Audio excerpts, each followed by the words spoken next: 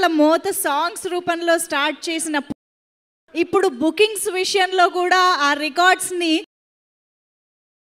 చిత్రం తర్వాత తన రికార్డ్స్ని తానే తిరగరాసుకుంటూ నిజం చెప్పాలంటే ఇంకా హైయెస్ట్ లెవెల్ ఆఫ్ బుకింగ్స్తో ఈ సినిమా ఆల్రెడీ సరికొత్త రికార్డ్స్ని నెలకొల్పుతోంది.